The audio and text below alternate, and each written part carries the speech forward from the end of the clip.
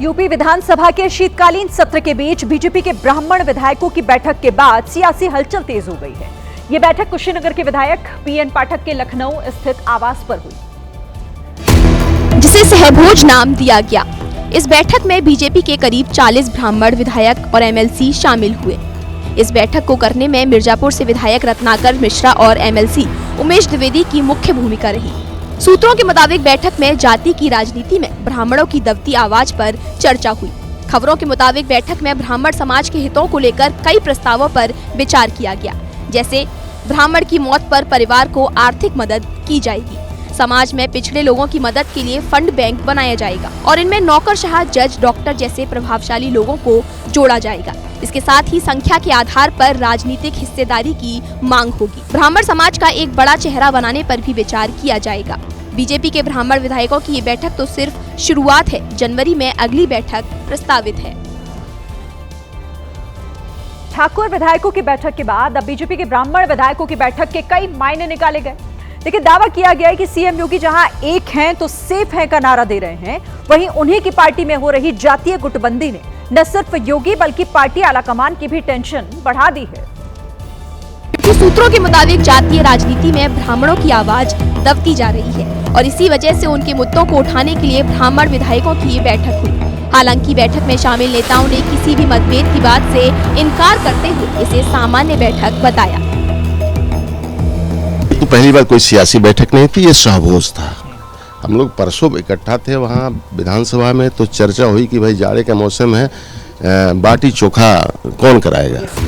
लेकिन सूत्रों की माने तो ये बैठक ब्राह्मण समाज के राजनीतिक रसूख को लेकर अपनी शक्ति प्रदर्शन की एक कोशिश है। राजनीतिक गलियारों में इस बात की चर्चा तेज है कि बीजेपी के अंदर कुछ ब्राह्मण विधायक और नेता अपनी अनदेखी से नाराज हैं।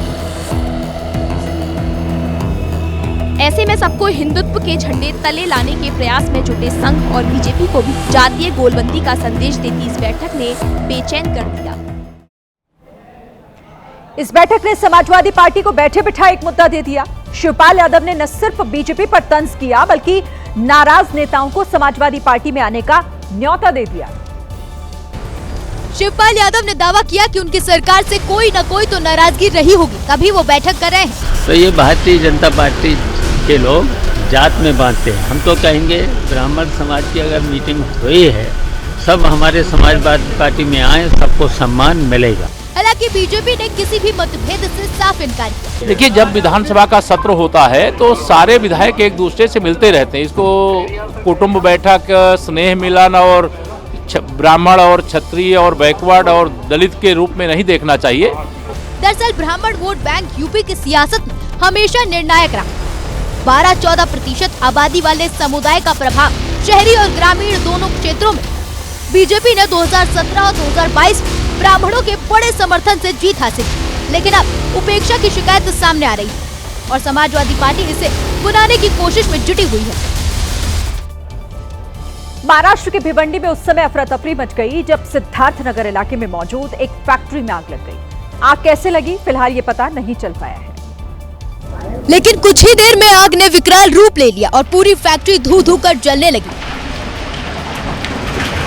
हालात तब और बिगड़ गए जब आग ने पास में स्थित 3 और फैक्ट्रियों को भी अपनी चपेट में ले लिया।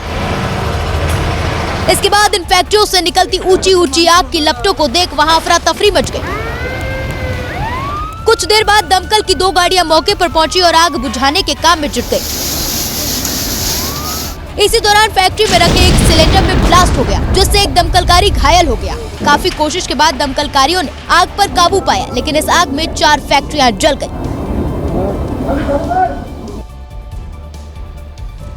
हैदराबाद से हिट एंड रन का एक मामला सामने आया। तेज रफ्तार कार चालक ने सड़क पार कर रही स्कूटी सवार महिला को टक्कर मारी और मौके से फरार हो गया। मणिकुंडा इलाके में हुए इस हादसे की तस्वीर वहां लगे सीसीटीवी में कैद हो गई।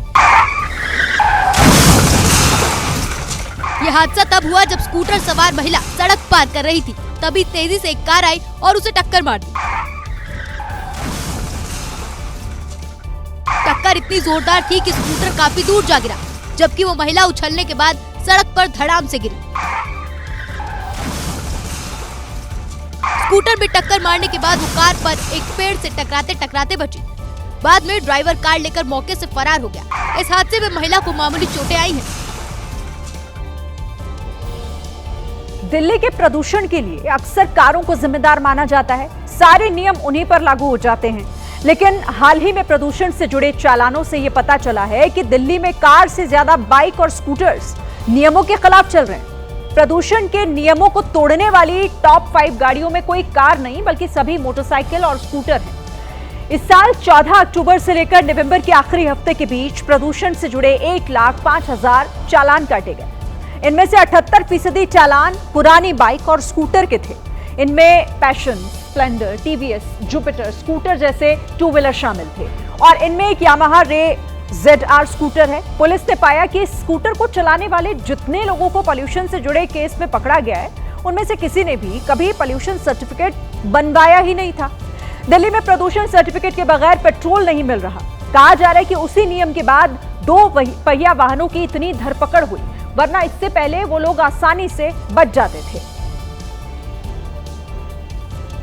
कर्नाटक की राजधानी बेंगलुरु से एक दिल को दहला देने वाला वीडियो सामने आया, जहां सड़क पर एक तरफा प्यार में पागल बदमाश ने लड़की के साथ बदसलूकी की और जमकर मारपीट की।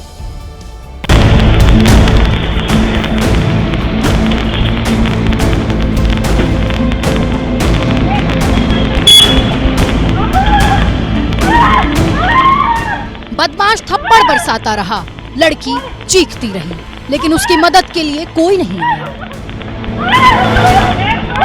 हुआ ये कि लड़की अपनी दोस्त के साथ कहीं जा रही थी, तभी उनकी स्कूटी के पास आकर एक गाड़ी रुकी। गाड़ी से बदमाश उतरा और लड़की का बैग छीन लिया और उसके कुछ सेकंड में लड़की से मारपीट करने लगा। पास में ही खड़े स्कूटी सवार इस मारपीट को देखकर डरकर भाग निकले। आरोप है कि बदमाश ने पहले इंस्टाग्राम पर लड़की से दोस्ती की, फिर प्रेम प्रसंग बनाने का दबाव बनाने लगा और जब लड़की ने मना किया तो वो गुंडागर्दी पर उतर आया। मारपीट का वीडियो वायरल हुआ तो पुलिस एक्शन में आ गई और आरोपी को 24 घंटे के अंदर गिरफ्तार कर लिया।